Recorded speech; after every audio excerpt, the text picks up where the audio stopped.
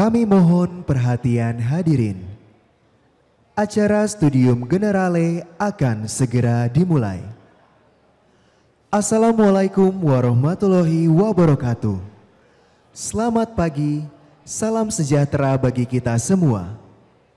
Pada hari ini, Rabu 21 Februari 2024, kita akan mengikuti Studium Generale bersama Direktur Utama PT Bank Negara Indonesia Persero Tbk, Bapak Royke Tumilaar, dengan topik Becoming an Entrepreneur.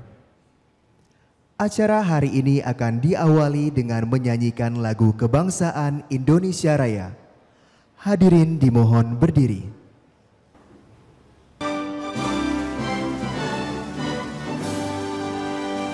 Indonesia, tanah airku, tanah tumpah darahku. Di sanalah aku berdiri, jadi pandu ibuku.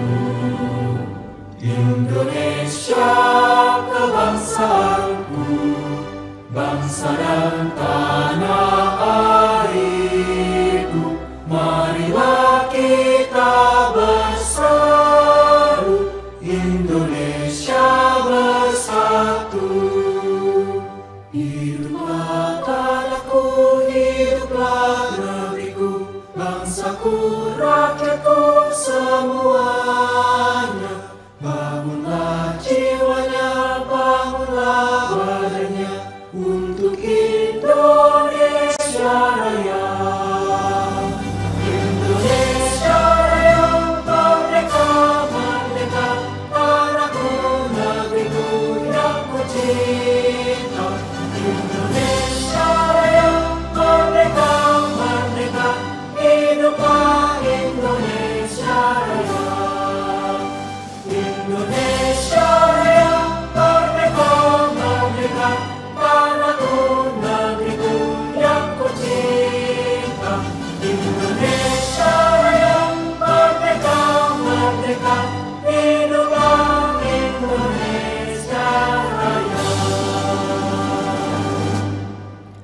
Hadirin disilakan duduk kembali.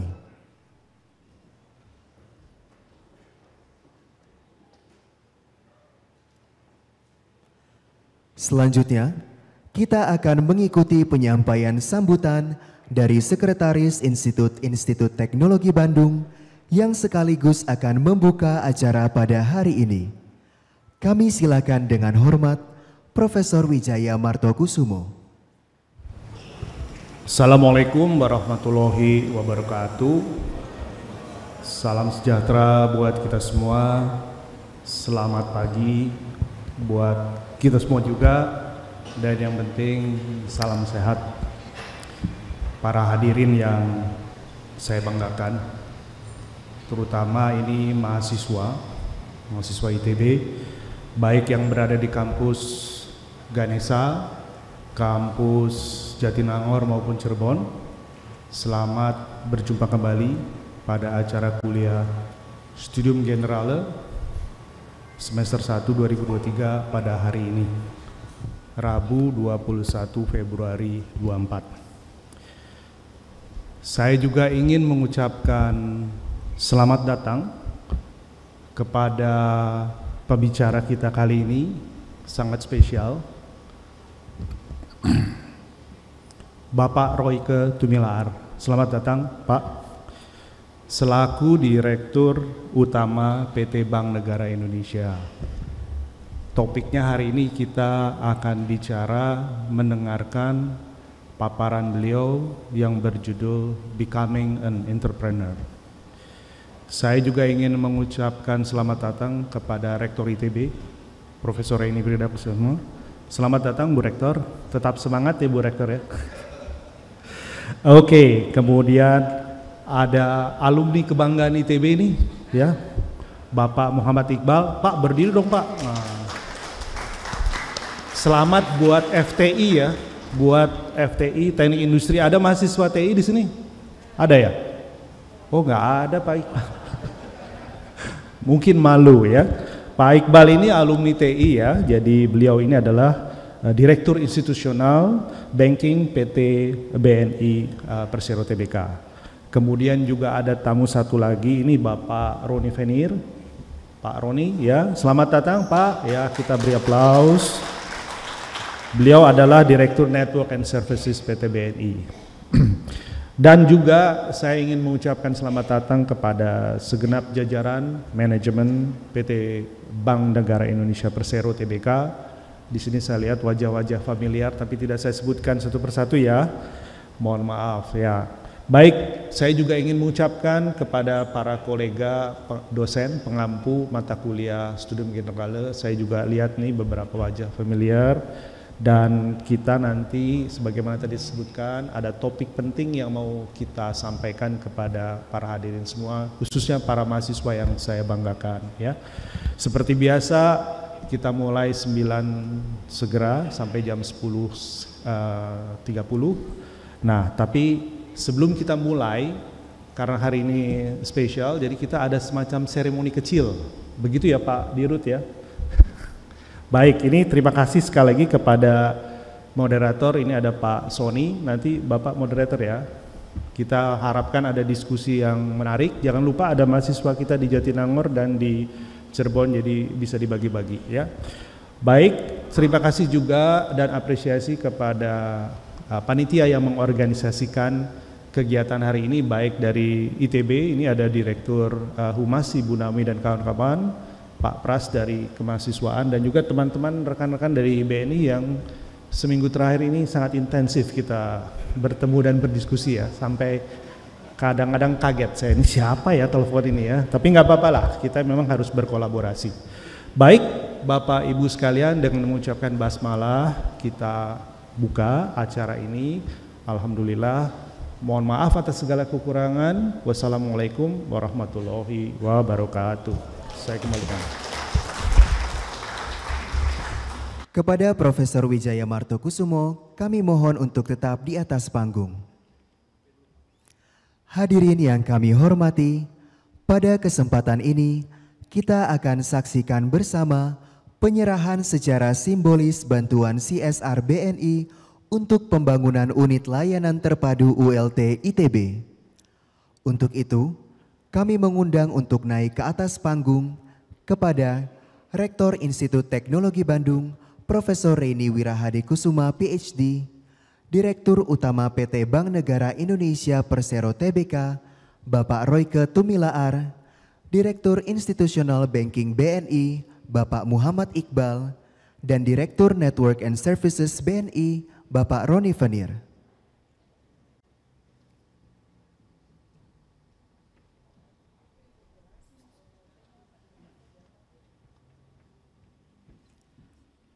Kepada Direktur Utama BNI, Bapak Royke Tumilaar, kami persilakan untuk menyerahkan bantuan CSR BNI secara simbolis kepada Rektor ITB, Profesor Reni Wirahadi Kusuma PhD.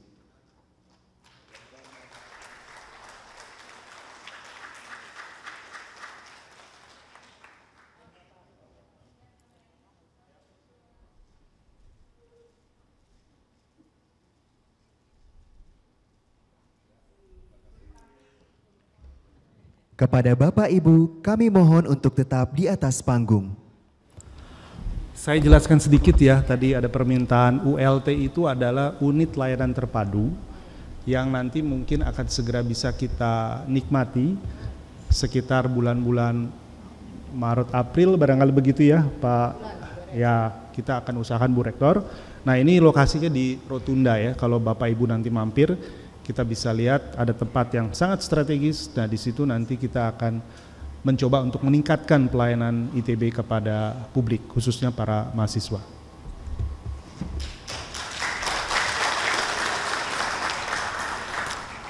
Berikutnya, Direktur Utama BNI akan memberikan cenderamata kepada Rektor ITB, Profesor Reni Wirahadi Kusuma PhD.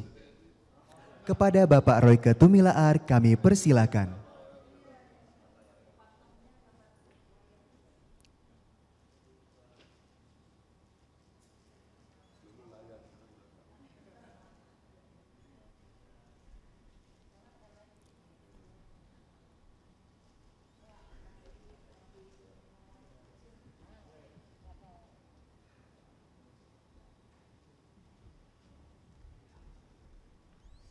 Selanjutnya, kami persilakan kepada Rektor Institut Teknologi Bandung, Profesor Reni Wirahadikusuma PhD, untuk memberikan piagam penghargaan dan cenderamata kepada Direktur Utama BNI, Bapak Royke Tumilaar.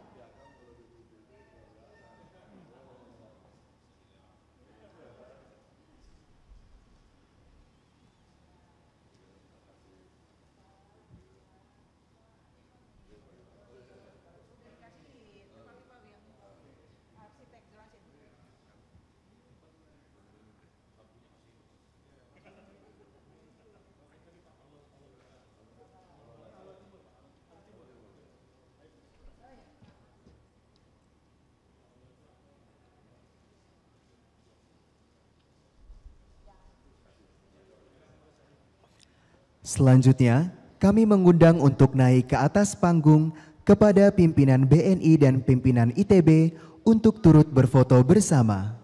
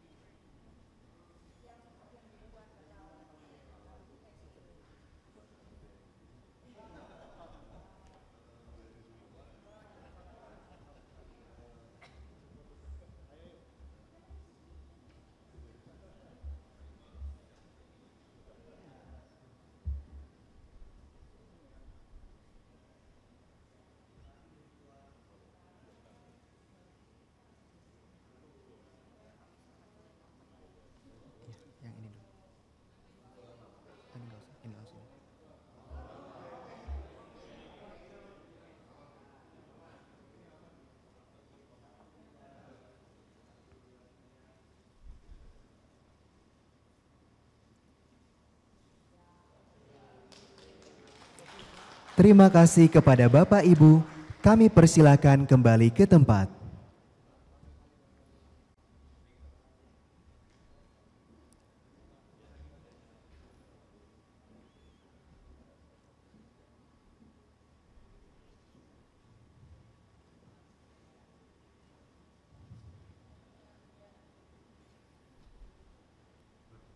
Berikutnya, kita akan memasuki acara utama pada hari ini, yaitu Studium Generale yang akan dipandu oleh moderator, yaitu Bapak Sony Rustiadi, SA, MBA, PhD, CBAP. Beliau adalah Ketua Program Studi Sarjana Kewirausahaan Sekolah Bisnis dan Manajemen ITB. Kepada Bapak Sony Rustiadi, kami silakan.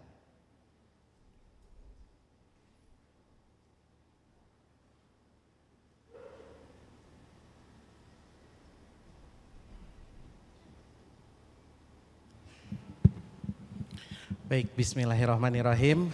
Terima kasih. Assalamualaikum warahmatullahi wabarakatuh. Salam sejahtera untuk kita semua. Om Swastiastu, Namo Buddhaya, salam kebajikan. Yang terhormat, narasumber kita pada hari ini, Direktur Utama PT Bank Negara Indonesia Persero Tbk, Bapak Royke Tumilaar. Yang kami hormati Ibu Rektor Institut Teknologi Bandung, Ibu Prof. Reni Wirahadikusuma PhD, Bapak Direktur Institutional Banking PT Bank Negara Indonesia, Bapak Muhammad Iqbal, Bapak Direktur Network and Services PT Indonesia, Bapak Roni Venir, Bapak Sekretaris Institut Teknologi Bandung, Profesor Wijaya Martokusumo, segenap jajaran manajemen PT Bank Negara Indonesia Persero, para pimpinan ITB, dan para dosen pengampu mata kuliah Studium Generale, dan tentunya adalah yang juga spesial para mahasiswa Institut Teknologi Bandung, insya Allah dari 12 fakultas Pak Dirut, insya Allah. Kami menyambut Bapak Dirut, terutama kalau di Bandung Pak, kami punya ada sapaan. Sapaannya adalah kalau Bandung begitu ya Pak ya. Jadi ini pada tahu nggak ya apa sapaan Bandung? Sampurasun Bapak. Jawabannya adalah Ibu tadi rampes. Kita coba ya, kita sambut Bapak Dirut sambil beliau akan ke panggung. Sampurasun Bapak Dirut. Silahkan Bapak Dirut, kita sambut Bapak Dirut PT Bank Negara Indonesia.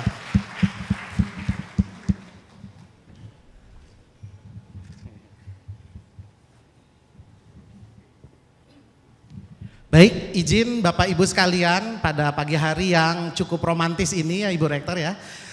Agak hujan-hujan tapi sangat hangat di Aula Barat ini. Izinkan Pak Dirut, Pak Roy, kita bacakan CV ya. Bapak Royke Tumilar, PT Bank Negara Indonesia Persero. Bapak Royke adalah seorang profesional banker ya. Sudah lebih dari mungkin 3/4 umur saya, begitu Pak ya. Saya masih muda, merasa muda mungkin sedikit. Tapi Bapak sendiri sudah 32 tahun di financial industry sebelum menjadi Presiden Direktur PT Bank Negara Indonesia sejak September 2020. Beliau sempat menjabat sebagai kredit analis tadi di Bank Negara, Bank Dagang Negara 1998, mungkin adik-adik di sini masih direncanakan ya 98. Ini beliau sudah berprofesi sebagai kredit analis, kemudian corporate treasury dealer di tahun 91 dan relationship manager di bank yang sama. Kemudian pada tahun 99 beliau bergabung di Bank Mandiri, begitu kita tahu itu di merger menjadi sebuah bank yang mungkin saat ini menjadi mitra juga dari BNI sebagai senior office manager. Kemudian sempat menjadi head corporate banking, senior credit approval officer, group head commercial sales, sampai akhirnya menjadi director of treasury, financial information, special asset management, Director of Corporate Banking, dan pada akhirnya sempat menjadi CEO Bank Mandiri di tahun 2019.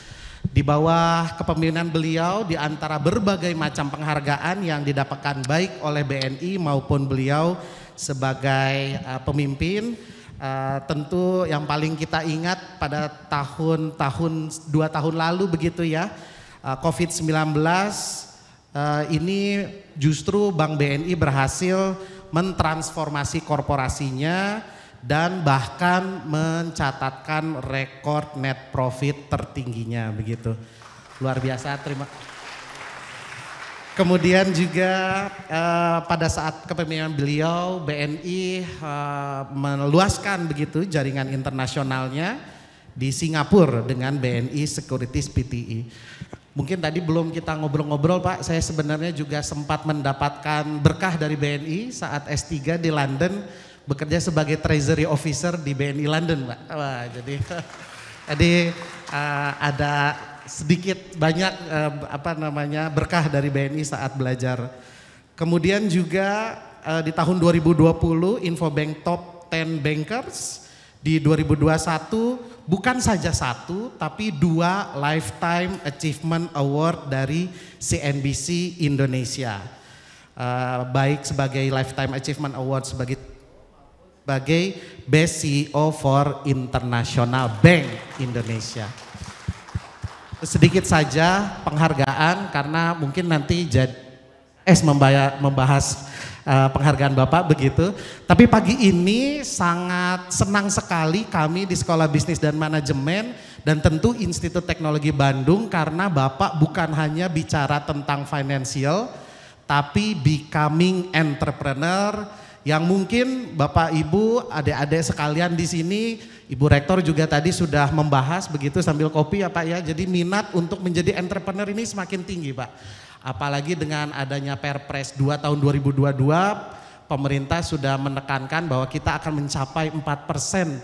Nah ini tentu menjadi inspirasi nih bagaimana pimpinan bank yang salah satu terbesar di Indonesia ini bisa mendorong bakat-bakat adik-adik sekalian mahasiswa ITB untuk menjadi entrepreneur. Jadi tanpa ada lebih lanjut, mari kita sambut Bapak Royke Tumilar dengan topik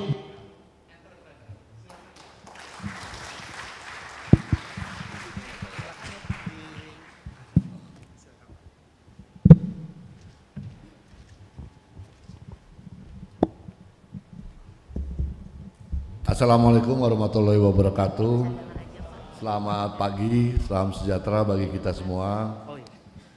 Yang kami hormati Pak Ibu, Bu Rektor, selamat pagi. Pak Wijaya selaku Sekretaris Institut dan Bapak Ibu sekalian dari Sivitas Akademika ITB dan tentunya adik-adik mahasiswa ITB yang saya cintai. Saya disclaimer dulu nih, saya bukan dosen, jadi takutnya nanti kalau suruh bikin kuliah saya nggak mungkin penyampaiannya mungkin agak berbeda pasti dengan gayanya dosen.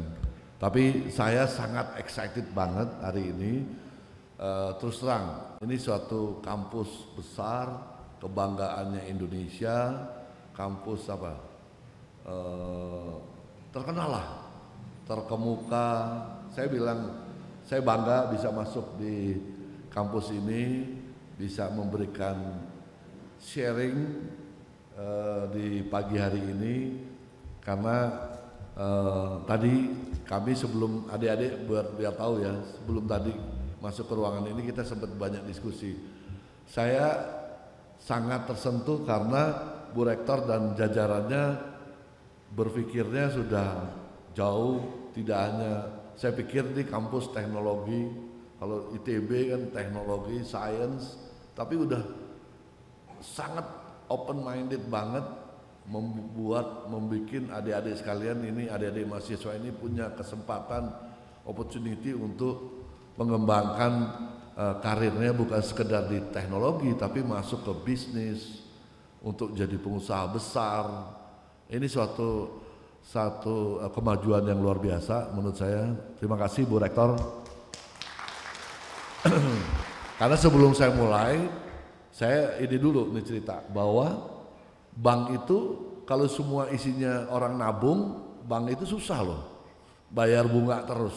Tapi kalau ada pengusahanya, bank ini akan uang yang disimpan itu kan berputar, dipakai untuk pengusaha untuk berbisnis. Jadi ini juga bagian dari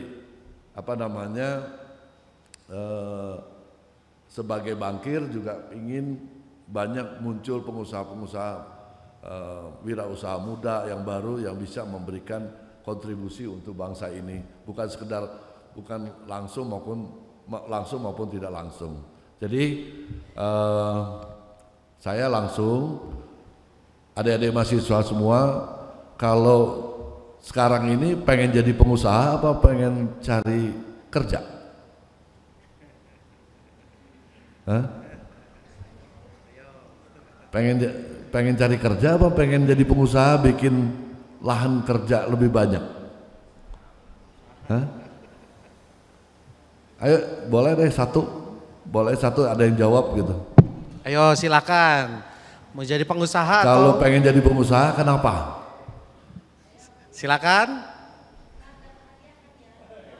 Ya mudah-mudahan begitu habis kuliah ini semuanya bilang saya pengen jadi pengusaha gitu. Amin. Ada nggak? Ada yang berani nggak nih? Silakan siapa? Mas. Halo, selamat pagi Pak. Saya Fahri dari Prodi Matematika.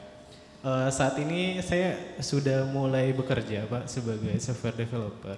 Tapi di masa depan mungkin saya juga pengen jadi pengusaha.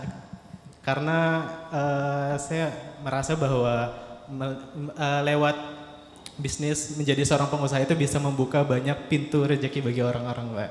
Amin. Gitu. Luar biasa. Nah itu. At least mindsetnya udah ada bahwa ingin membuka lahan kerja untuk banyak orang gitu. Itu suatu yang spirit yang ada, semangat yang ada untuk membuka itu tinggal dipupuk. Mudah-mudahan bisa menjadi Fahri itu bisa jadi pengusaha besar ke depan. Karena adik-adik mahasiswa yang perlu ketahui, kita rasio wirausaha kita dibanding negara ASEAN lainnya itu masih sangat kecil. datanya ini. Kita itu di antara 4 negara ASEAN itu kita rasionya paling rendah. Yang paling tinggi of course di Singapura. Tapi dibanding Malaysia sama Thailand itu kita hanya 3%. Yang lain sudah di atas 4%. Bahkan Singapura udah 8%. Jadi room kita untuk mencetak entrepreneur kita itu masih lebar sekali gitu. Yang kedua tadi jumlah yang lulusan itu sama tempat kerja yang ada itu enggak sebanding. Jadi kalau semua ingin kerja semua akan kesulitan negara ini untuk menyediakan tempat kerja untuk kalian semua. Jadi kalian harus punya spirit untuk tadi menyediakan tempat kerja supaya rasio ini semakin lama semakin mengecil. Yang ketiga yang menarik adalah kita juga membantu sebagai agent of development bisa memberikan apa ya? Mendorong, menciptakan lapangan kerja baru seperti yang Fahri bilang. Yang lain kan memang kalau pengusaha waktunya lebih fleksibel. Ya kalau kerja kan gitu SOP-nya udah jelas. Tapi kalau jadi pengusaha kan kita harus bangun apa standar prosedur kerjanya seperti apa, itu kan agak beda. Kadang-kadang orang kalau udah kerja di suatu perusahaan, kenyamanan sudah ada, ya tinggal bangun pagi, pulang sore, tunggu pensiun, ya kan? Tapi kalau orang berbisnis itu excitednya beda, adrenalinnya berbeda, selalu ingin maju, ingin berkontribusi, ingin cari profit, ingin bisa, dan kebanggaannya adalah kita bisa menggaji orang, bisa memberikan kontribusi untuk masyarakat ini. Jadi ini kenapa mindset ini harus ada untuk pengusaha, karena kesempatan untuk jadi pengusaha besar. Yang nggak saya bikin di sini adalah pemerintah Indonesia itu sangat kebijakannya sangat mendukung UMKM. Perbankan ini didorong sama Pak Jokowi ke menteri ini untuk menyalurkan kredit kepada UMKM ini sampai tahun depan ya Pak Iqbal ya, itu harus 30%. Harus. Dan banyak lagi program-program pemerintah itu yang sebenarnya mungkin adik-adik nggak tahu, itu sangat membantu UMKM atau para pebisnis pemula ini untuk maju. Jadi pemerintah by design sekarang ini namanya ada padi UMKM, dan ada namanya sekarang BUMN sama lembaga-lembaga itu harus pengadaan barangnya harus lebih besar, produksi domestik lokal. Itu kan bagian dari program pemerintah yang mendorong menstimulasi adik-adik itu supaya bisa menjadi pengusaha. Pajaknya murah, pajaknya kalau nggak salah untuk UMKM itu hanya 0,5% untuk UMKM. Jadi untuk jadi pengusaha kemudahan-kemudahan yang diberikan pemerintah itu banyak sekali. Kemudahan-kemudahan yang diberikan pemerintah itu dari program. Jadi kalau kadang-kadang orang bilang, Pak modalnya dari mana? Saya selalu merasa harusnya kalau mau jadi pengusahanya itu mimpinya dulu gedein. Jangan takut kita nggak ada modal. Saya bilang tadi sama Bu Rektor tadi pagi, pemerintah tuh punya program kredit sampai 100 juta itu tanpa jaminan. Kalau ada orang bilang, wah saya susah cari kredit. Nah itu, pengusaha itu tadi saya bilang, kadang-kadang yang nggak lolos dapat kredit itu karena etika bisnisnya nggak pas, karakternya nggak pas, mau cari kredit untuk kepentingan bukan untuk produktif tapi untuk konsumtif, itu yang kadang-kadang bikin orang sulit untuk mendapat kredit ya. Saya cuma ingin menyampaikan bahwa kadang-kadang cerita-cerita itu ada secara itu di luar, oh susah nyari modal. Menurut saya bukan sulit. Ini pengalaman saya sebagai bankir, yang sulit kadang-kadang informasinya tidak nyampe pada adik-adik sekalian, sehingga semangat untuk cari modalnya jadi terbatas. Mungkin slide sebelumnya. Nah ini, kenapa UMKM ini sangat penting buat kita di Indonesia? Karena UMKM ini kontribusinya kepada PDB kita itu sangat besar sekali. Itu hampir 60% itu dari UMKM. Dan tadi saya bilang penyerapan tenaga kerja itu bisa 135 juta. 135 juta. Dan ekspornya juga sudah mulai besar. 15% dari total produksi kita. Jadi 3 faktor ini sangat-sangat membantu kalau adik-adik punya spirit untuk membangun bangsa ini akan secara tidak langsung adik-adik sekalian akan membantu pengembangan ekonomi Indonesia yang lebih berkelanjutan, lebih masif untuk supaya kita bisa menjadi negara maju. BNI juga sekarang lagi bikin. BNI punya program, saya sambil jualan nih, Bu Rektor. Kita punya program namanya Ekspora. Jadi bikin program namanya Ekspora, UMKM yang kita orientasinya ekspor. Nah itu, dan kita memberdayakan namanya diaspora. Diaspora itu kan orang-orang Indonesia yang lahir, yang ada di negara-negara itu. Dan mereka ngerti marketnya, dan mereka kita sambungkan sebagai buyer, sebagai pengusaha di sana.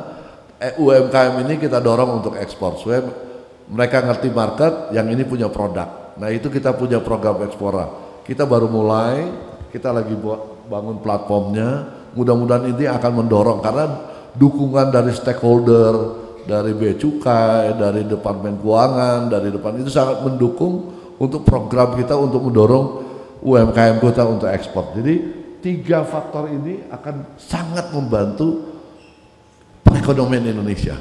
Jadi adik-adik sekalian paham bahwa begitu kalian mimpi jadi pengusaha, jadi wirausaha, kalian create sumber kerja baru, kalian create, membantu negara ini menumbuhkan GDP-nya supaya negara ini bisa lebih maju lagi. Next. Nah, apa sih prinsip-prinsip apa yang harus dipunyai sebagai seorang wirausaha? Ya kadang-kadang saya kalau rangkum dari 9 ini, yang lain saya yakin adik-adik tahu, kerja keras oke. Kita harus inovasi, harus banyak berani ngambil risiko. Tapi yang paling penting jangan takut. Yang kedua, harus punya network yang bagus. Jadi adik-adik sekalian, ini nih teman-teman semua, harusnya kalian sebanyak-banyaknya bikin teman yang banyak. Karena itu akan membantu adik-adik sekalian untuk membangun bisnis. At least nanti kalau berkarir di perusahaan pun punya network sebanyak ruangan ini aja. Kalau kalian bina hubungannya dengan baik, itu akan membantu adik-adik untuk berkarir, terutama untuk berbisnis. Karena network itu paling penting. Kenapa contohnya penting? Ternyata teman saya supplier bahan bakunya. Kalau saya beli bahan baku sama dia, biasanya orang 3 bulan dikasih tenor 6 bulan. Membantu nggak? Jadi network itu jangan dianggap kecil, karena network itu akan punya nilai nanti kalau adik-adik sekalian kalau punya bisnis nanti. Ya, jangan malu, jangan sungkan. Jangan malu, jangan sungkan untuk membangun network dengan teman-teman semua ini yang ada di sini. Ini kalian ini adalah potensi punya potensi. Dengan di kelas ruangan ini aja udah luar biasa. Jadi membangun network itu paling penting.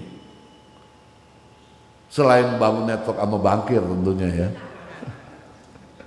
Tapi adik-adik penting membangun network. Saya makanya kenapa kami datang ke kampus, kenapa kami datang ke tempat-tempat innovation itu, karena kami lihat kami harus membangun jaringan juga. Walaupun perusahaan yang established kayak BNI, network itu jadi penting.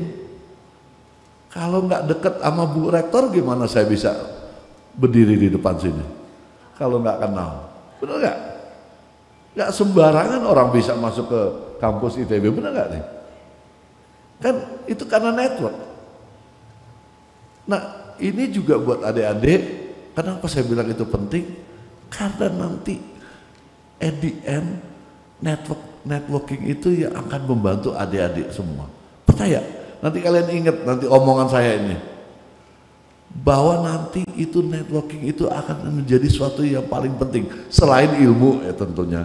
Sekolah harus selesai lah ya kan, ilmu harus ada. Disiplin harus ada, etika harus ada, semua ada di sini. Kerja keras. Yang kedua apa? Terus berinovasi, terus mau belajar. Saya kadang-kadang yang paling di perusahaan kayak bank aja, kadang-kadang yang bikin orang frustasi apa? Karena banyak adik teman-teman saya yang di bank juga nggak mau belajar. Di dunia yang semakin kompetitif kayak gini, kalau kalian nggak mau improve, nggak mau update, nggak mau berubah, nggak mau melakukan suatu perubahan, tentunya tidak mau memberikan nilai tambah lebih, di dalam era kompetitif ini akan kelibas, akan hilang. Makanya tadi disampaikan BNI ini melakukan transformasi. Ini saya bilang nggak selesai-selesai. Transformasi itu harus berkelanjutan. Bank ini harus terus kita transformasi. Kenapa? Supaya bank ini nggak akan hilang, akan tumbuh, akan hidup ribu-ribuan tahun yang akan datang. Bukan sekedar bank punya sejarah, tapi harus tumbuh, sustain ke depan. Sama, nanti berbisnis juga gitu. Jangan pikir udah nyaman, oh kita udah berhasil. Kita pada bisa.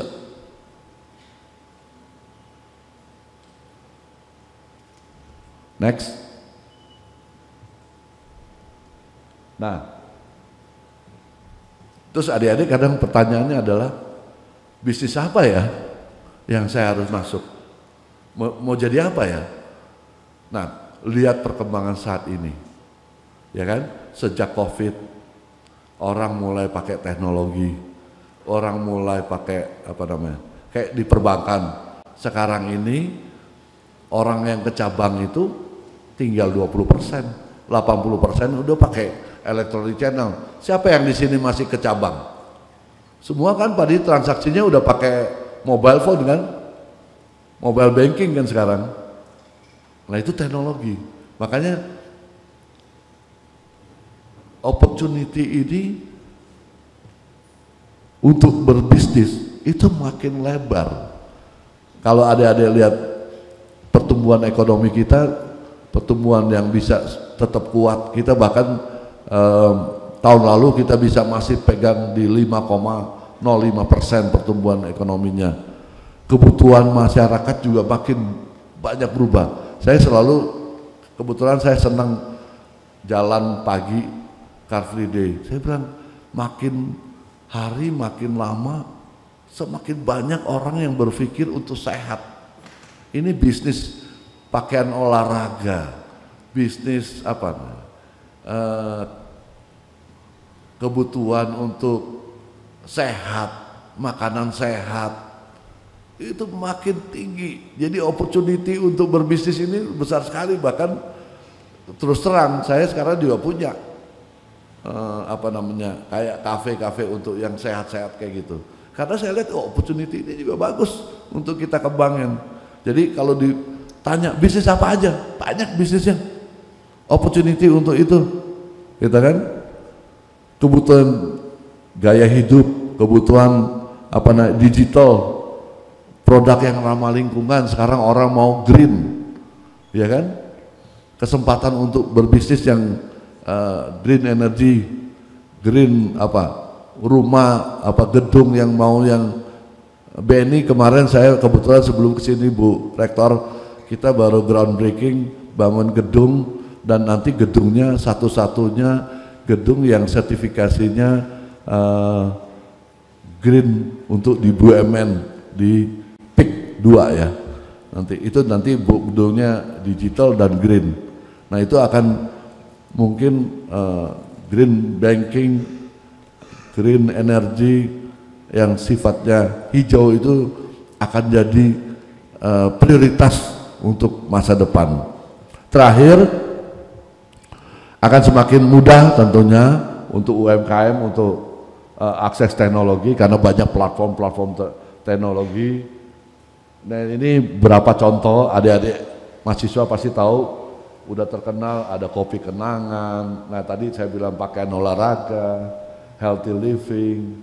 Ini cuma memacu. Saya yakin adik-adik tahu lah apa yang harus, adik-adik mahasiswa tahu apa yang harus dikembangin.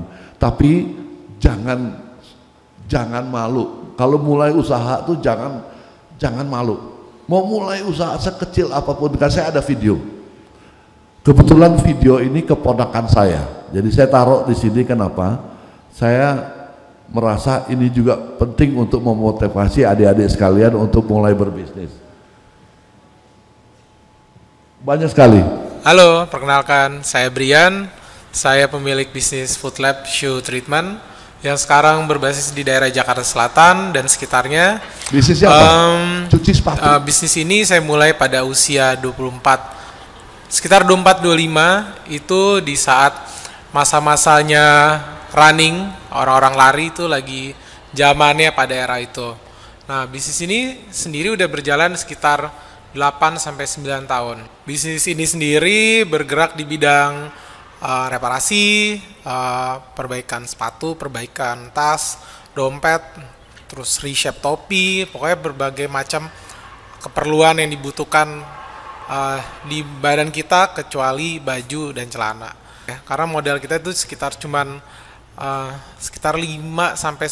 juta per orang, itu aku bertiga startnya, dan di era itu tuh nggak banyak orang yang percaya bahwa bisnis laundry sepatu itu akan berjalan seperti sekarang, menjadi habit. Itu sangat berat sih, karena menurut saya tuh zaman itu tuh bisnis yang lagi ngetop tuh bisnis barbershop. Dan kebetulan juga pas tahun 2016 saya bikin barbershop juga. Waktu itu bisnis barbershop itu yaitu bisnis yang mengikuti zaman. Sedangkan shoe laundry, shoe treatment ini bukan bisnis yang mengikuti zaman. Dan pada tahun pas COVID kemarin, apesnya bisnis saya ternyata tutup. Itu bisnis barbershop saya. Karena korban pandemik lah ya, karena pandemik juga kan mempengaruhi sales, dan kita kan juga disuruh lockdown segala macam. Nah, saat itu sangat berpengaruh banget nih dengan bisnis barbershop. Akhirnya barbershop saya tidak bisa bertahan, tetapi pada saat itu makin banyak orang makin percaya bahwa kebersihan tuh adalah suatu hal yang dibutuhkan. Ini contoh aja. Jadi saya bilang jangan selalu berpikir bisnis itu dari sesuatu yang besar. Mulai dari satu yang kecil, kalian adik-adik belajar. Karena kendala di dalam berbisnis ada aja. Jadi jangan takut untuk menghadapi masalah. Pertama masalah modal, masalah nanti kalian masalah tenaga kerja, masalah dengan dengan supplier dan segala macam. Tapi yakin kalau kalian semangat motivasinya memang untuk maju, pasti itu udah jalan keluarnya. Saya bilang jangan takut. Orang selalu bilang, oh UMKM itu susah, nggak sulit untuk dapat modal karena nggak ada jaminan. Ada kesempatan. Saya bilang, bahkan tadi Bu Rektor tadi kita udah bicara banyak mengenai kita akan bikin Innovation Hub, ITB, Innovation Hub. Dan saya bilang nggak perlu Bu, nggak perlu jaminan. Kan kita bukan bicara project triliun, kita bicara project yang kecil, tapi itu akan menjadi embrio untuk pengembangan adik-adik sekalian untuk menjadi besar. Karena kalau ya saya yakin kalau adik-adik keluarganya pengusaha bisa gampang shortcut untuk jadi pengusaha besar. Tapi yang lain, saya yakin itu suatu proses belajar yang luar biasa. Dan saya selalu bilang opportunity terbuka di BNI juga sekarang istilahnya saya bilang open, terbuka untuk semua segala. Kita nggak mungkin BNI itu melakukan sendiri, perbankan itu nggak mungkin melakukan sendiri.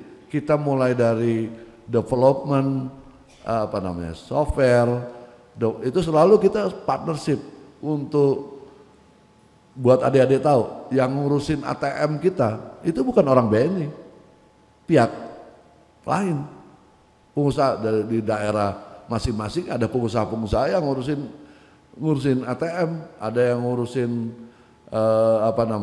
filing kita, nggak semua, karena lama-lama bisnis itu harus fokus kayak bank, ya udah fokus di banknya aja, yang lain kita harus serahin sama pihak lain. Nah itu kan membuka sebenarnya. Sekarang orang berpikir bahwa kita harus kembali ke core, yang lain, yang supporting, udah disupport sama pengusaha lain. Nah ini akan membuka, jadi adik-adik jangan takut kalau dibilang, wah saya mau bisnis apa lagi? Enggak, masih banyak peluang, jangan khawatir. Nah yang satu saya bilang, tadi yang saya ulangi, network itu penting. Kadang-kadang network itu menjadi titik paling krusial buat adik-adik. Selain tentunya jangan lupa, saya juga nggak mau punya network terus nggak putus sekolah, yang enggak. Justru kesempatan di kampus untuk membangun network ini sangat krusial buat adik-adik sekalian untuk membangun masa depan adik-adik sekalian untuk menjadi pengusaha. Saya rasa itu kita banyakin tanya jawab ya, diskusi kalau mau, prinsip untuk menjadi entrepreneur. Mudah-mudahan diskusi kita hari ini membuat adik-adik mahasiswa ini lebih berubah mindsetnya, bukan sekedar untuk menjadi pegawai, tapi ingin memberikan kontribusi lapangan kerja buat saudara-saudara kita semua. Terima kasih. Wassalamualaikum warahmatullahi wabarakatuh.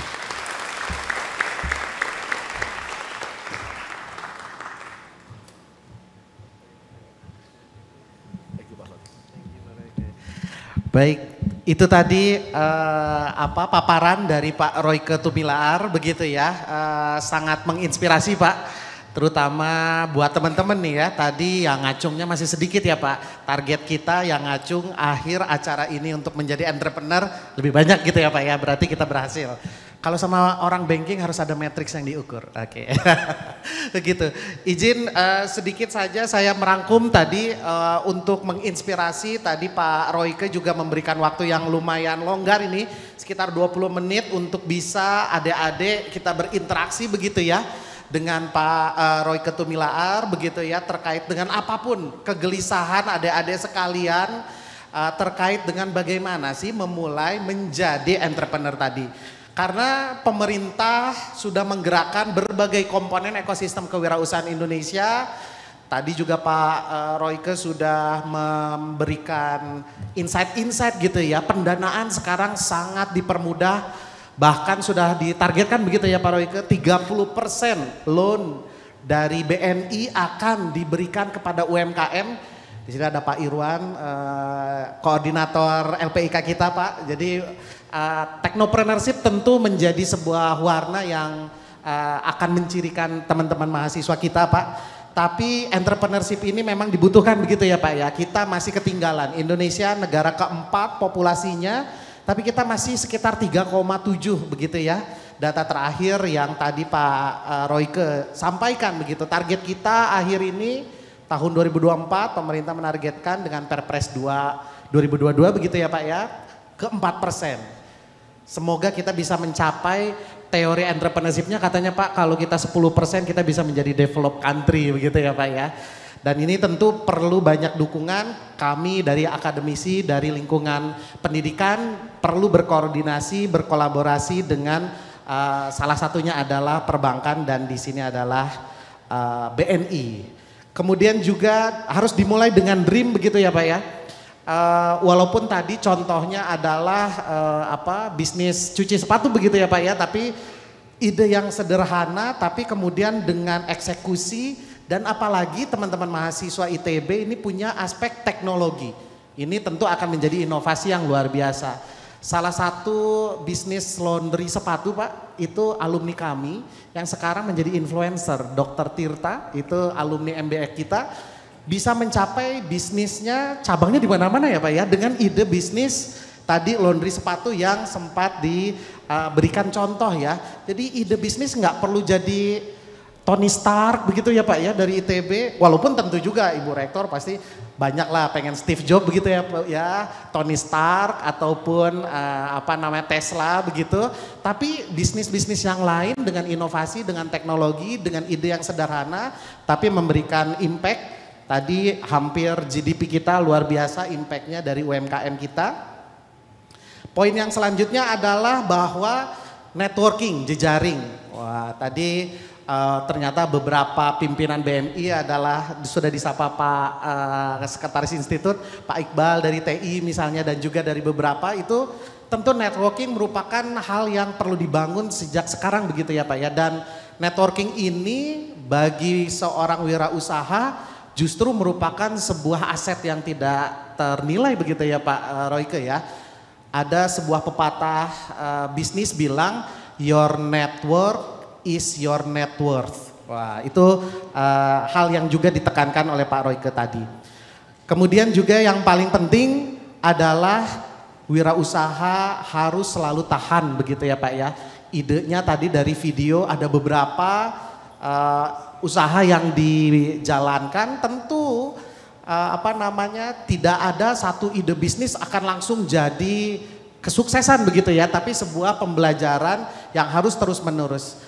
Kalau kami di kewirausahaan selalu bilang begini Pak, di di Direktorat Kemahasiswaan kami punya program mahasiswa wirausaha di bawah Pak Pras. Kita bilang kewirausahaan itu kuncinya cuma satu, bangunnya lebih banyak satu kali dari gagalnya. Cukup itu aja ya Pak ya. Jadi apapun kegagalan cukup satu kali bangun lebih banyak dari kegagalan kita. Itu kunci kita berwirausaha. Kita kasih tepuk tangan dan apresiasi beberapa poin yang tadi sudah diberikan oleh Pak Royke. Kita akan buka 3 dulu pertanyaan. Dan pertanyaan ini kita berikan juga sedikit insentif karena ada bingkisan menarik dari BNI. Wah langsung pada ngacung Pak. Wah. Yang akan diterima ya oleh pertanyaan-pertanyaan yang terbaik. Silahkan 3 dulu. Oke, kita bagi begitu ya. Tadi ada masnya yang jaket hitam, silahkan langsung ke mic saja nomor 1. Mas di sini nomor 2 silahkan ke mic terdekat. Rasanya tadi yang jaket batik ya? Batik Mas. Ya, silahkan mengantri di depan mic. Yang tadi di sini yang kedua, silahkan Mas, nama dan NIM serta pertanyaan untuk Pak Royke Tumilar. Silahkan. Oke, bismillah, assalamualaikum warahmatullahi wabarakatuh. Perkenalkan Pak, nama saya Rizky Nimpar Prangin-Nangin dengan NIM 137210488 asal prodi dari Teknik Material FTMD ITB. Terima kasih banyak sebelumnya atas pematerian hari ini yang Bapak berikan, dan topik ini masih hangat ya karena beberapa saat sebelumnya kita masih ngeliat debat presiden ini masih hangat lah topiknya kayak gitu. Nah, mungkin pertanyaan saya adalah yang sudah saya catat di sini. Seperti Bapak yang tunjukkan tadi, kenaikan ekonomi Indonesia itu 5% pada tahun 2023 sampai 2024. Bapak juga tadi bilang bahwa pemerintah sangat memperhatikan untuk menaikkan UMKM Indonesia. Tapi sepanjang pengetahuan saya, 5% itu kebanyakan dari ekonomi makro seperti itu Pak. meningkatnya 5% itu gitu. Nah, saya juga pernah ke NTT dan di sana juga UMKM tidak begitu merata dan di sana tidak hype itu UMKM gitu Pak. Orang tua itu mengarahkan anaknya untuk menjadi PNS, bukan berwirausaha. Seperti itu juga di daerah saya di Sumatera Utara, seperti itu Pak. Nah, mungkin pertanyaan saya adalah sejauh apa sih Bank terjun, khususnya Bank BNI terjun untuk menaikkan UMKM masyarakat, terutama dalam ekonomi mikro. Dan tadi Bapak juga bilang pendapatan GDP Indonesia itu 60%. Seperti apa kenaikannya dibandingkan tahun-tahun sebelumnya, seperti itu Pak. Terima kasih banyak. Terima kasih. Mas siapa sorry tadi? Rizky Nimpar Pak. Rizky dari Teknik Material. Terima kasih. Silahkan yang kedua Mas. Ya, cek. Bismillahirrahmanirrahim. Assalamualaikum warahmatullahi wabarakatuh. Perkenalkan Pak, nama saya Rahmat Habib Auladi, NIM 136-20036 dari Prodi Teknik Dirgantara. Sebelumnya terima kasih kepada Bapak Royke atas materinya. Namun saya ada satu pertanyaan yaitu mengenai membangun networking. Tadi Bapak selalu menyebutkan bahwa networking ini penting sekali untuk sebuah bisnismen atau entrepreneur. Tapi saya masih bingung bagaimana caranya seseorang yang sangat tidak memiliki privilege sesuatu akan suatu bisnis dimulai dari nol, bahkan networking itu pun belum ada gitu Pak. Bagaimana cara membangun kepercayaan tersebut kepada orang-orang di sekitar kita, di sekitar kami gitu ya, supaya kita dipercaya untuk memulai bisnis baru ini. Kita punya ide baru nih, tapi kita masih bingung memulainya seperti apa karena kita belum punya network. Nah, bagaimana cara kita untuk membangun kepercayaan tersebut? Saya rasa itu yang paling penting bagi bisnismen baru gitu ya untuk memulai, takut memulai karena bingung bagaimana cara membangun kepercayaan tersebut. Terima kasih Pak, itu saja. Assalamualaikum warahmatullahi wabarakatuh. Waalaikumsalam warahmatullahi wabarakatuh. Terima kasih Mas Rahmat dari Teknik Dirgantara. Yang sekaligus yang ketiga silakan. Assalamualaikum warahmatullahi wabarakatuh. Selamat pagi Pak. Perkenalkan nama saya Yafi dari Prodi Teknik Permiakan. Sebelumnya suatu kehormatan dan kebanggaan juga bisa mengikuti kelas dari Pak Royke. Di sini mungkin tadi juga sempat udah disenggol atau dijelaskan ya Pak. Sebenarnya selain dari kita ini ingin memulai suatu usaha atau bisnis, selain dari inovasi dan juga kerja keras, pastinya dibutuhkan network dan juga modal. Dan percaya saya sangat setuju karena dua hal poin utama di saat kita ingin berbisnis. Dan berdasarkan dari pengalaman saya dan keresahan teman-teman di sekitar saya, mungkin dari kami sebagai Gen Z mungkin yang bisa dibilang struggle terbesar itu sebenarnya lebih di ini Pak, merasa kayak point how to start atau step by stepnya untuk kita mulai eksekusi. Dan sebelumnya saya juga ada bisnis sampingan juga Pak untuk nambah-nambah uang jajan, dan menurut saya hal yang susah ketika ingin memulai suatu ide baru atau bisnis baru itu kita masih bingung gitu arah atau langkah step by stepnya di mana. Dan kebetulan juga saya mungkin basicnya bukan di SBM gitu kan, di teknik perminyakan, cuma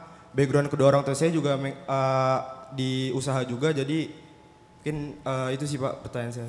Terima kasih. Assalamualaikum warahmatullahi wabarakatuh. Terima kasih. Waalaikumsalam warahmatullahi wabarakatuh. Terima kasih. 3 pertanyaan. Tadi ada Rizky Pak dari Teknik Material terkait dengan kira-kira ada program UMKM apa yang bisa diakses nih, terutama bisa diakses kali begitu ya Rizky ya dari BNI. Ini kayaknya Rizky udah nggak sabar nih Pak bikin bisnis, jadi pengen langsung connect dengan BNI. Kemudian yang kedua ada Rahmat dari Teknik Dirgantara. Ini kegelisahannya katanya jejaring Pak. Memang punya teman-teman sekarang, tapi bagaimana memulai trust? Wah betul ya, karena jejaring tadi kan dimulai dengan trust gitu ya Mas Rahmat ya. Dan yang terakhir dari Afi Teknik Perminyakan. Ini rasanya juga nggak sabar mau bikin bisnis karena langsung nanya Pak langkah-langkah memulai. Waduh, ini mungkin boleh titip pesan Pak, suruh ambil mata kuliah pilihan di SBM Pak. Baik, silakan mungkin dari Pak Royke, silakan Bapak. Wah luar biasa Pak. Jadi saya amazed dengan pertanyaan-pertanyaannya dan keberanian adik-adik mahasiswa di pagi ini bertanya sangat valid dan sangat bagus. Yang pertama ya, buat apa BNI yang bikin untuk mungkin ini yang kurang juga tadi saya nggak sampaikan. BNI ini Kemarin kita tahun lalu baru menyelesaikan membeli salah satu bank kecil, namanya Bank Mayora. Dan Bank Mayora ini kami convert menjadi bank digital. Tapi saya bukan, hati-hati, saya bukan bank digital untuk cari nilai saham ya. Bank digital yang sekarang itu kan sahamnya naik, bukan. Saya perkuat fundamentalnya. Fundamentalnya saya perkuat benar-benar digital, kenapa? Tujuannya untuk membantu UMKM. Jadi bank digital di Indonesia pertama nanti yang akan masuk ke UMKM, yang pure UMKM. Saya bilang enggak, bukan untuk ini, bukan berarti konsumernya saya tinggalin. Tapi untuk UMKM itu nanti bank, namanya sekarang namanya mungkin adik-adik belum kenal. Mayora udah saya ganti namanya dan jadi Hibank. Boleh lihat nanti, boleh adik-adik browsing. Itu Hibank adalah bank UMKM digital. Sekarang ini memang partnernya, teknologi partnernya kami cari adalah yang memang cukup canggih. Mungkin adik-adik tahu teknologi partner kita adalah Shopee. Kenapa saya ngambil Shopee? Karena waktu saya bicara dengan ownernya Shopee, wah itu teknologi luar biasa yang dipakai Shopee untuk pengembangan, karena real time, bukan sekedar itu, per detik dia tahu berapa juta orang yang masuk ke Shopee, bisa ya maksudnya secara teknologi saya cukup amazed dengan apa yang dilakukan oleh Shopee, sehingga kita berpartner dengan Shopee. Jadi saya kasih opsi Shopee untuk memiliki saham itu. Tapi tujuannya apa? Untuk membesarkan UMKM. Kenapa itu? Supaya kalau di BNI ini udah terlalu besar. Cost-nya udah terlalu mahal. Operating cost-nya udah terlalu mahal. Kenapa saya bilang mahal? Udah pakai teknologi yang lama. Kedua, cost-nya kan udah terlalu banyak cabang. Nah ini bank ini cabangnya masih sedikit. Operating cost-nya, karena saya bilang gini, sedapat mungkin operating cost-nya kalau bisa Rp1 per transaksi. Kenapa? Supaya bunga ke UMKM bisa murah. Saya kepengen resikonya turun. Kenapa? Dengan digital itu behavior dari UMKM itu kita bisa monitor, resikonya bisa turun sehingga bunganya saya bisa kasih murah. Jauh lebih murah daripada bunga-bunga yang lain. Kenapa? Supaya resikonya turun. Jadi istilahnya kan banyak tuh UMKM, saya nggak ngomong UMKM yang udah canggih ya. Itu kalau di daerah UMKM yang suaminya jaga toko, istrinya yang jualan atau ini, itu dia nggak akan sempat ke bank.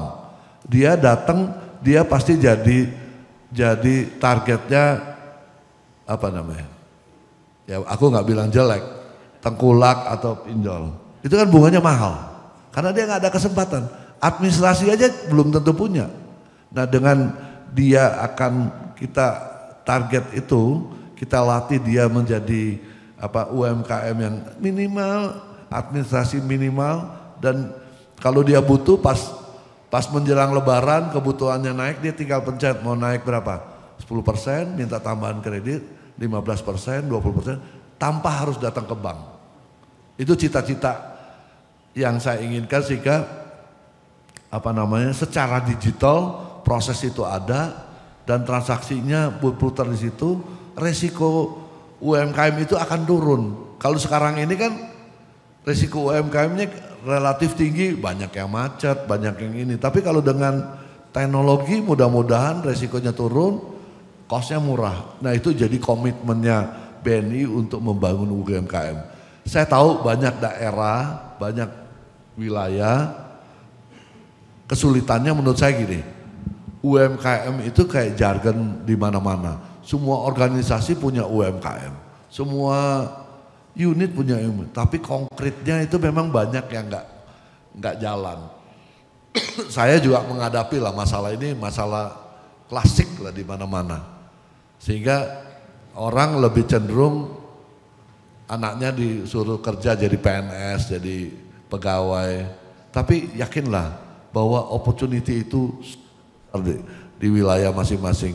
Dan jangan terbelenggu dengan bahwa kita harus menjadi PNS baru bisa sukses, tapi dengan jadi UMKM banyak opportunity yang bisa dibikin. Tadi buat Rizky ya, mudah-mudahan kejawab ya Rizky. Dan otomatis Rizky nanti kalau UMKM kita maju, GDP kita pasti tinggi. Karena tadi penyerapan tenaga kerja paling besar adalah di UMKM. Dan paling simpel. Gitu. Dan kenapa BNI, ngapain kita, kalau sebenarnya kalau BNI mau kita buka bank digital, ikutin aja nilai saham kita naik. Enggak itu, niatnya bukan itu. Niatnya benar-benar kita ingin membangun bank khusus UMKM yang digital. Supaya juga literasi keuangannya makin maju dan juga secara cost bisa ditekan. Itu yang tujuannya itu. Mungkin itu ya. Mudah-mudahan bisa jawab ya Rizky ya. Yang kedua gitu ya Pak. Siap, Rizky langsung diakses HiBank-nya kalau memang mau langsung ya. Itu program nyata BNI ya Pak ya. BNI. Untuk UMKM Bank. Dan HiBank ini saya nggak ngambil orang BNI yang jadi direktur di sana. Benar-benar orang baru supaya culture-nya tidak sama dengan culture benar-benar culture digitalnya itu muncul. Karena kita mau ada perbedaan antara BNI dan bank digitalnya. Siap. Yang kedua dari Rahmat Jejaring. Emang ada orang yang nggak gampang untuk bangun jaringan. Tapi yang saya bilang kalau mau jadi pengusaha jangan malu.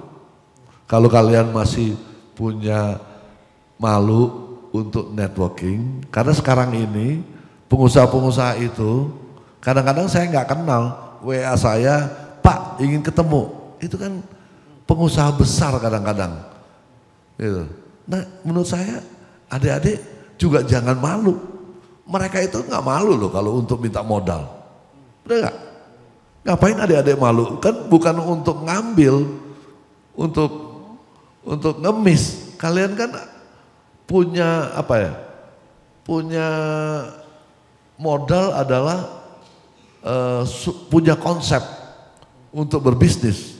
Ya tentunya menurut saya nggak usah jauh-jauh lah, ke sekolah bisnis juga mungkin tahu caranya Pak ya. Mungkin adik-adik belum terinformasi di SBM itu punya cara. Tapi banyak lembaga-lembaga UMKM itu yang sangat bisa membantu, kayak Kementerian Koperasi dan UMKM itu punya Pak Iqbal di Gatot Subroto itu. Smesko Pak. Smesko. Ya. Itu kalau ke sana dengan senang hati mereka banyak sekali untuk membantu adik-adik step by stepnya bagaimana. Kita juga kerjasama dengan Smesko.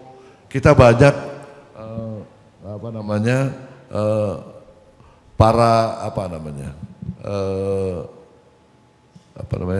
kayak Shopee itu juga bangun di beberapa kota. BNI juga namanya Ekspora, kita ada di 5 kota kalau nggak sekarang ini, 7 kota. Nah adik-adik bisa datang ke sana, bagaimana cara step by step untuk berbisnis, nggak usah takut, kita nggak charge, nggak ada biaya, dan kalau emang bagus, otomatis bank itu pasti akan biayain, nggak usah takut, gitu. Bangun jejaring, ya memang bangun jejaring itu butuh kemauan dan tadi ini di sini ini jejaring kalian semua dan kalian hadir di acara alumni, di acara-acara seminar itu dibangun jaringan loh, networking loh. Saya datang diundang ke luar negeri bukan cuma untuk keluar negerinya, sebenarnya itu lebih banyak networking. Kita bangun network. Jadi networking itu secara natural itu sebenarnya adik-adik harus membiasakan jangan malu untuk membangun berkenalan dengan orang yang sehingga kita tahu posturnya, oh ini nanti bisa bantu di sini, oh ini bisa bantu di sini, gitu. Yang terakhir mungkin dari AFI Pak, teknik perminyakan, tips-tips memulai bisnis secara real tuh. Langsung bagaimana Pak? Ya, Afi, tadi saya bilang, mungkin di Bandung ada ya Pak Iqbal, Explora kita ada ya. Ya. Untuk bangun bisnis memang saya pikir, tadi saya bilang, banyak sekali opportunity yang kita ada, kita mau bangun bisnis apa. Tadi bilang, kalau mau mulai menurut saya adik-adik harus punya mimpi, saya mau bikin apa sih? Apa sih targetnya? Gitu. Kalau nggak punya target emang kita sulit. Tapi kalau kita mulai, kita bikin visinya kayak bank ini kan kita harus sudah punya visi yang jelas, merealisasikan visi itu apa yang saya perluin. Merealisasikan bisnis ini saya perlu apa sih? Saya perlu partner nggak? Saya perlu ini nggak? Oh, saya ngerti masalah teknologi perminyakan. Yang saya perlu tahu, saya perlu kenal adalah masalah mungkin apa? Masalah perizinannya seperti apa? Mungkin saya harus datang. Jadi mimpi saya mau jadi pengusaha Medco, kayak sekelas Medco gitu. Mau jadi apa saya? Mulainya caranya gimana gitu. Nah itu adik-adik kan harus bikin step by stepnya. Kan pelajaran itu pasti ada lah ya yang diberikan itu. Jadi tentukan dulu mimpinya, maksudnya visinya mau seperti apa, baru lakukan step by step. Nanti baru kelihatan, oh saya kurang di mana ya? Saya kurang di modal, saya nggak punya jejaring di masalah perizinan, saya nggak punya jejaring, sehingga pelan-pelan kali adik-adik bisa mengisi gap-gap itu dengan melakukan networking tentunya. Mungkin dibantu sama lembaga-lembaga juga yang tadi sekolah bisnis juga bisa bantu. Nanti kita akan bangun, mudah-mudahan kolaborasi dengan ITB kita bisa siapkan namanya Innovation Hub-nya nanti. Nah itu akan bisa membantu. Saya yakin banyak sekali lembaga yang bisa membantu adik-adik untuk mengembangkan step by stepnya. Karena memang jangan sampai salah. Kalau kita nggak desain asal jalan aja, itu kan membuat waktu, energi gitu. Tapi kalau kita sudah desain step by stepnya, visinya kita tentuin, jangan sampai kita keluar dari apa yang menjadi koridor yang kita tentukan. Gitu Pak. Baik, terima kasih Pak Royke. Oke Mas Rahmat, jadi trust itu kayak PDKT cewek lah gitu ya. Harus berani, mulai aja, jangan malu. Yang pasti trustnya harus dijaga gitu ya Pak ya. Apa yang dijanjikan di-deliver, mau itu kecil mau itu besar gitu. Kalau janji sama cewek jam 8, harus jam 8 udah di depan rumahnya gitu kan. Nah sama lah ya. Yang ketiga Mas Afi gitu ya, untuk start tadi ya Pak, sebenarnya dari presentasi Pak Royke tadi ya, semua masalah adalah peluang. Wah apalagi tadi contoh di teknik perminyakan pasti banyak komplain-komplain dari alumni, wah. Atau mungkin tadi ke Medco gitu ya, kebetulan alumni kita ya Ibu Rektor ya, Pak Arifin Pak Digoro, dan ya Bapak apa namanya bisa curhat begitu ya, kira-kira masalahnya apa, dan kalau bisa diselesaikan menjadi solusi itu peluang bisnis begitu ya Pak Royke. Mudah aja gitu ya, dan jangan lupa mengambil mata kuliah pilihan di SBM gitu ya Pak ya. Oke. Pesan sponsor izin Bu Rektor. Baik, Bapak Royke, kita ini kebetulan juga disiarkan secara streaming live. Jadi ada jutaan netizen yang menonton kita, terutama adalah yang bergabung di Zoom melalui kampus ITB di Jatinangor dan Cirebon, Pak Royke, dan juga ada yang bergabung melalui YouTube channel official ITB. Tadi jutaan netizen, halo netizen. Baik, kita menangkap beberapa pertanyaan, izin Pak Royke, silahkan dari panitia bisa dibantu. Dari YouTube ada Fakih Mualim. Wah ini kebetulan alumni nih Pak. Wah ini itu dia jutaan netizen menonton kita Pak karena tertarik mendengar bagaimana menjadi entrepreneur. Alumni Prodi Teknik Kimia. Izin bertanya, bagaimana kiat-kiat mengajukan pinjaman modal. Waduh, ini langsung ke ini teknis ya Pak ya. Terutama tadi ada high bank sudah dipermudah, mungkin Pak bisa di spill ke teman-teman kita. Mungkin Pak Fakih Mualim ini sebenarnya udah punya bisnis tapi ingin dapat suntikan dari BNI Pak. Nah, itu dari YouTube Pak, kemudian dari Zoom, dari teknik mesin Mas Ihsan Al-Fajri. Bagaimana menurut Bapak langkah yang diambil oleh mahasiswa yang ingin langsung terjun tapi tidak ingin bekerja terlebih dulu? Wah, ini harusnya yang tadi ngacung ya Pak, salah satu yang ngacung ya Pak ya. Langkah tersebut baik dalam aspek mendapatkan dana, terutama karena begitu nyaman dengan pekerjaan begitu ya. Jadi ketika bertemu alumni kadang suka malu kalau wah belum jadi kerja di korporat gitu mungkin ya Pak ya di Mas Ihsan ini.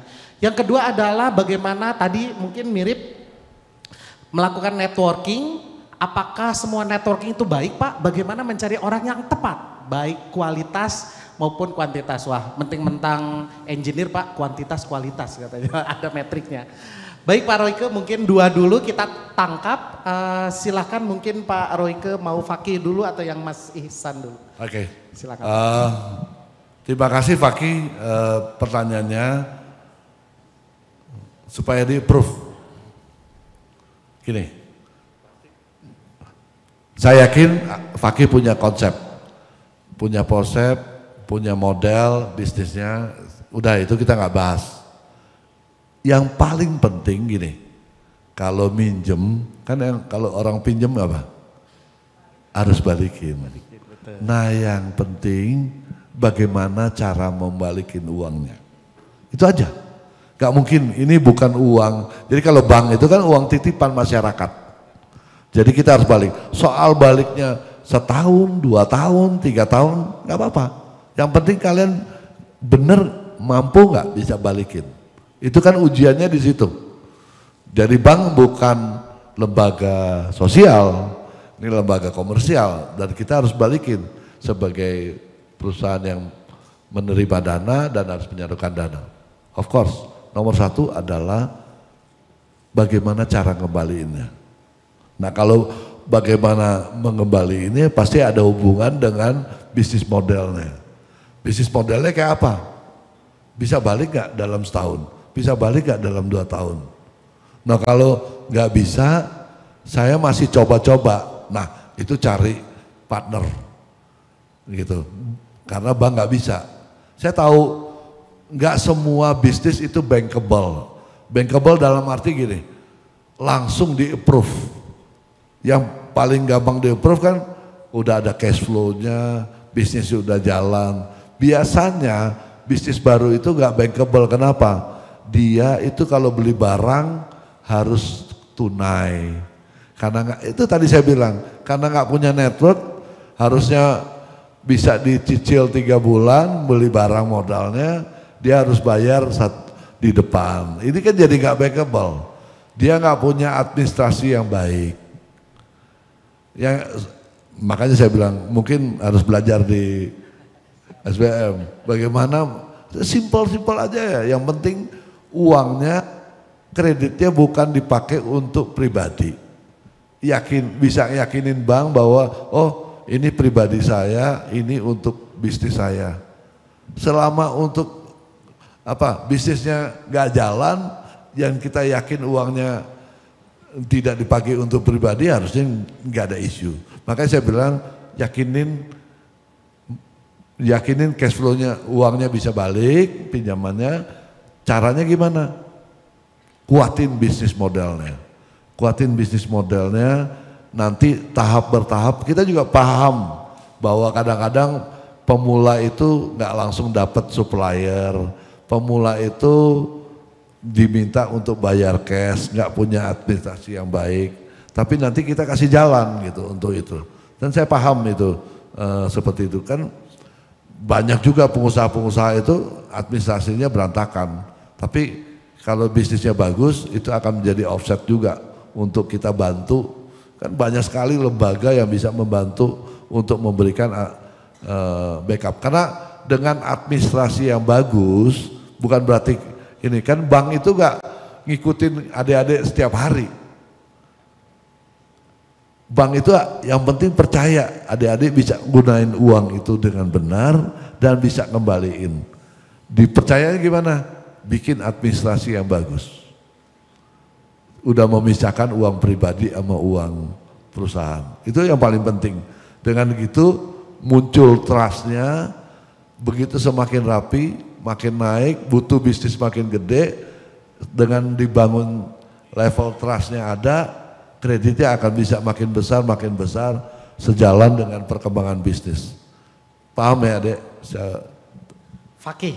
Siap. Baik. Yang kedua dari Ihsan Pak, dari teknik mesin ini Pak. Bagaimana networking tadi, apakah semua networking baik?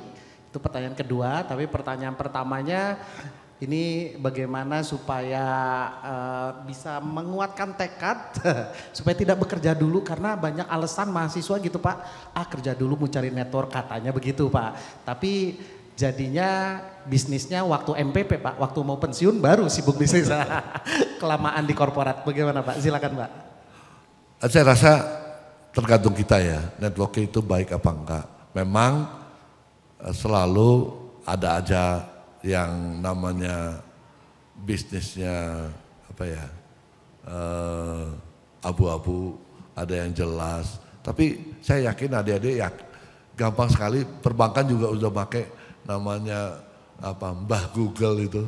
Sekarang ada AI, itu udah semakin canggih, semakin kesini orang track record itu nggak akan hilang begitu aja. Jadi hati-hati memang berbisnis itu, mencari partner memang harus hati-hati. Bukan berarti networking, saya selalu bilang sama teman-teman semua, networking siapa aja buka. Mau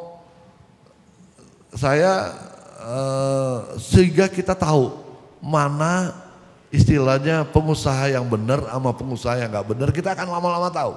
Dengan semakin luas networking kita, saya nggak ada istilah saya mau pengusaha yang punya track record jelek, saya berteman. Tapi bukan berarti saya kasih kredit sama dia, tapi saya perlu tahu, jaringnya seperti apa. Itu membantu saya untuk melakukan evaluasi untuk yang lain, gitu. Jadi networking itu nggak terbatas, nggak usah ditutup. Tapi di dalam kita membangun kerjasama dengan jejaring ini, kita harus hati-hati ngelihat background daripada network yang seperti ini. Tapi membangun jejaring itu nggak salah sebanyak mungkin. Dan saya yakin alumni ITB yang sukses luar biasa.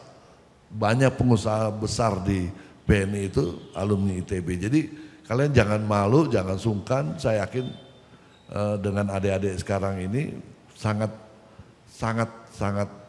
terbuka untuk membangun jejaring. Jadi jangan nutup, networking jangan nutup. Tapi once kalian duduk masuk ke pola kerjasama, kita lihat seperti apa orang ini. Sehingga kita nggak terbawa dengan jelek. Tapi prinsip harusnya positif dulu, jangan udah negatif terus kita takut, ya kita nggak akan mulai. Tapi kalau kita udah mulai positif, tapi kita tetap jaga etika-etika, saya yakin kalian tahu mana yang baik, yang punya niat baik. Kalau udah dari awal bilang kita mulai ambil uang bank aja dulu, udah mulai niat ngerampok bank, apakah ya kan? Itu kan akan mematikan reputasi adik-adik sekalian gitu. Tapi kalau dia spiritnya ingin mengembangkan bisnisnya dan punya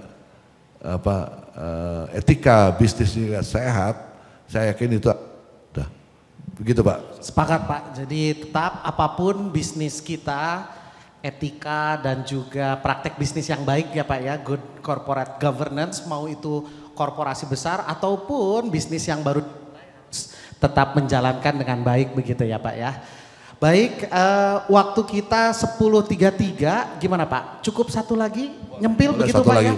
Ini kebetulan tap cash BNI-nya masih banyak nih. Mungkin satu lagi pertanyaan karena tadi banyak. Tadi karena sudah di depan kita coba yang belakang ya. Silahkan yang di belakang Mbak berjilbab hitam silahkan ke depan. Karena dari tadi lanang semua nih Pak. Karena ITB lanang semua, kita undang Sri Kandi ITB, silahkan Mbak, nama siapa dan NIM berapa? Silahkan berinteraksi dengan Pak Royke. Assalamualaikum warahmatullahi wabarakatuh. Waalaikumsalam. Perkenalkan, nama saya Zulbaida dari Prodi Kewirausahaan dan saya merupakan mahasiswa pertukaran dari Universitas Asgia dari Padang. Yang saya tanyakan adalah bagaimana sih Pak kita menentukan strategi pemasaran untuk bisnis-bisnis baru yang kita bikin gitu. Tetapi kita harus bersaing dengan bisnis-bisnis yang telah memiliki brand image yang bagus di benak konsumen. Mungkin itu saja, sekian. Assalamualaikum warahmatullahi wabarakatuh. Waalaikumsalam warahmatullahi wabarakatuh. Wah ternyata mahasiswa saya Pak, izin bukan insider ya. Baik Pak, dari Zubaida kebetulan mahasiswa pertukaran pelajar dari Padang. Pertanyaannya gimana bisa bersaing langsung dengan brand-brand besar ini Pak? Mungkin ada tips dan triknya Pak. Ya memang gini, aku sih yakin kalau kalian punya spirit untuk berkompetisi, udah jangan takut. Karena begitu kalian semangat untuk berkompetisi, kalian akan keluar semangat untuk melakukan improvement, semangat untuk melakukan inovasi. Karena nggak semua brand-brand bagus itu bisa mengisi market secara overall. Pasti mereka juga ada market-market tertentu yang punya peluang untuk kalian isi. Jadi emang benar, ini suatu strategi yang bagus untuk membaca target market itu seperti apa sih, yang dipunya brand besar mereka di mana. Pasti ada peluang, ada room di mana adik-adik sekalian bisa masuk untuk di brand. Kalau enggak bisnis-bisnis kayak desainer domestik kita enggak akan maju. Akan kalah nama-nama sama yang lain itu. Tapi di tempat-tempat tertentu, di area tertentu, di segmen-segmen tertentu, pasti ada room di mana kita bisa masuk untuk bisa kita kembangin. Saya ambil contoh ya, kayak industri sepatu, garment, itu sebenarnya yang dari Indonesia itu sangat digemari oleh pengusaha-pengusaha besar. Kenapa? Talenta orang, tangannya pengrajin-pengrajin kita itu jauh lebih bagus dibanding pengrajin yang ada di Indochina, di Vietnam. Aku ngomong aja namanya negaranya, Vietnam sama China. Saya selalu bicara, Pak, tetap aja orang Indonesia itu tangannya lebih lebih kreatif untuk membuat sesuatu lebih rapi, lebih kerapihan orang Indonesia bisa lebih itu, dan mau bekerja tidak hanya kalau di negara lain terlalu spesialis, mereka itu bisa untuk ngerjain yang lain-lain sehingga nilai tambahnya lebih tinggi gitu.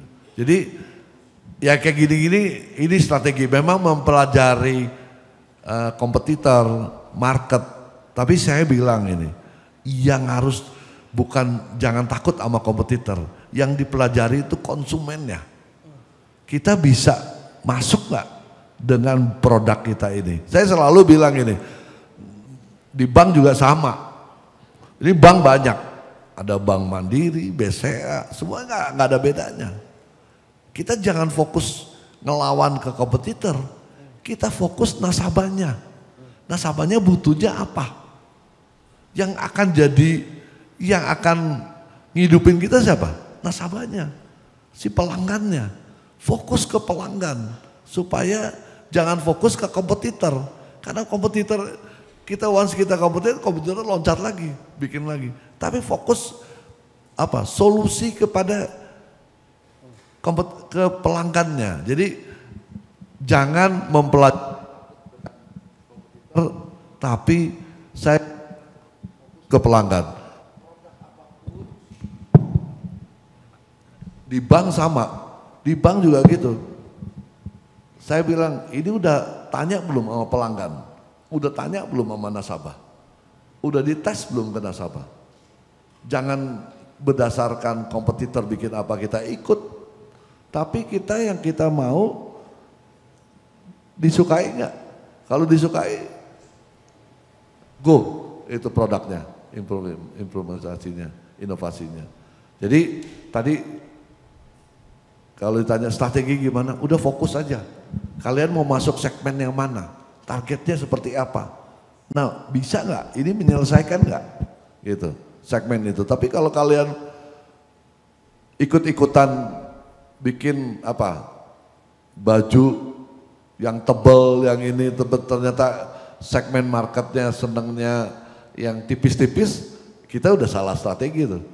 Mungkin yang brand itu karena orang beli karena brandnya, tapi yang kita masuk adalah karena segmennya tepat, itu yang akan naikin bisnis kita. Mungkin saya ada dosennya, saya takut nanti strategi bisnisnya, kalau saya orangnya dari sisi implementasi, lebih eksekutor.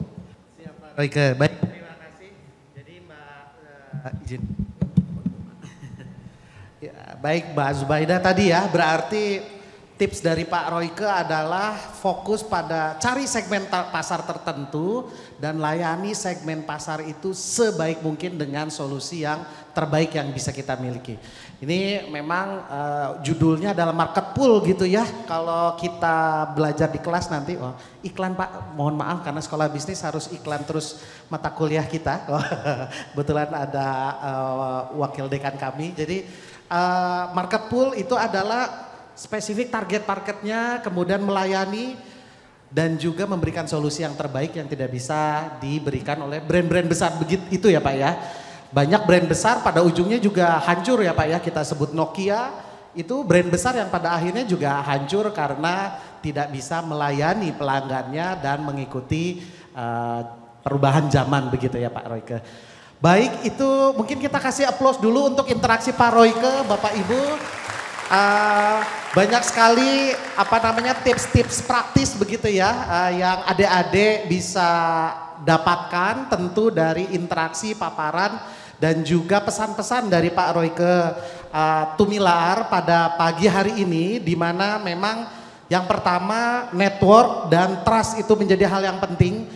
Mulai sesuatu tentu dengan sebuah janji, tapi bagaimana kita bisa mendeliver janji tadi sehingga kepercayaan tadi akan selalu meningkat dan tentunya jejaring kita juga akan semakin meningkat karena reputasi kita yang kita jaga dengan trust tadi akan membuat jejaring kita akan semakin lebar lagi dan akan semakin banyak orang yang akan mendatangkan kita untuk mencari solusi yang kita tawarkan tadi.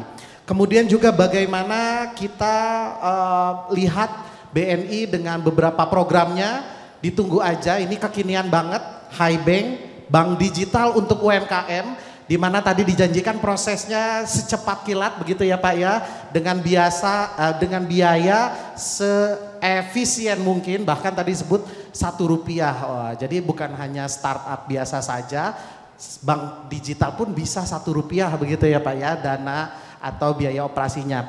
Kita lihat juga bagaimana kemudian pemerintah sudah sangat menguatkan usaha-usaha dalam meningkatkan kewirausahaan Indonesia, terutama sekarang didorong melalui BUMN dan salah satunya BNI sebagai BUMN terbesar untuk mendorong. Tadi dijanjikan 30% loan untuk UMKM. Saatnya adik-adik sekarang mencari order dan kemudian mencari target pasar dan kemudian bilang sama BNI untuk modalnya gitu ya Pak ya.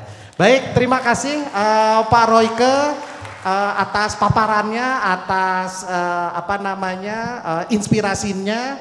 Saya juga sangat semangat Pak, saya menikmati dividen BNI selama 4 tahun terakhir dari saham 4.000 loh sekarang 6.000 cuan kan. Wah, jadi jangan lupa ambil juga saham BNI ya. Wah, iklan BNI juga sedikit Pak. Baik, terima kasih. Bapak, saya ada pesan dari panitia, katanya mahasiswa itu pengen selfie dengan Bapak, Pak. Izin kalau boleh, Pak, kita boleh di selfie di depan mungkin. Saya yang mengarahkan begitu, izin.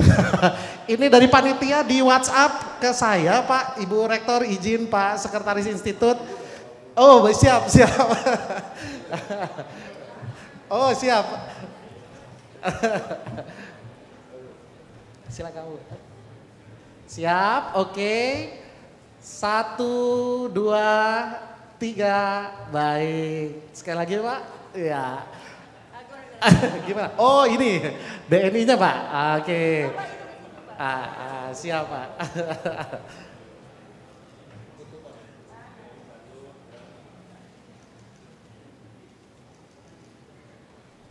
Baik. Terima kasih sekali lagi, kita kasih aplaus luar biasa untuk Bapak Royke Tumilaar dan pimpinan BNI.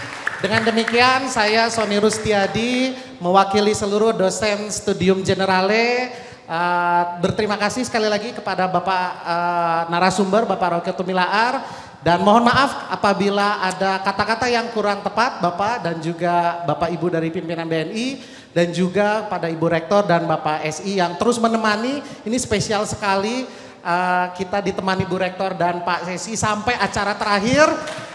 Terima kasih sekali lagi, dengan demikian kita tutup Studium Generale tanggal 21 Februari 2024. Billahi taufiq walhidayah, wassalamualaikum warahmatullahi wabarakatuh. Saya kembalikan kepada MC. Terima kasih kepada Bapak Royke Tumilaar dan Bapak Sony Rustiadi. Kami silakan kembali ke tempat. Baiklah hadirin, sesi foto bersama tadi menandai serangkaian acara Studium Generale pada hari ini telah selesai. Terima kasih atas perhatian hadirin dalam mengikuti acara ini. Selamat siang, salam sehat selalu. Wassalamualaikum warahmatullahi wabarakatuh.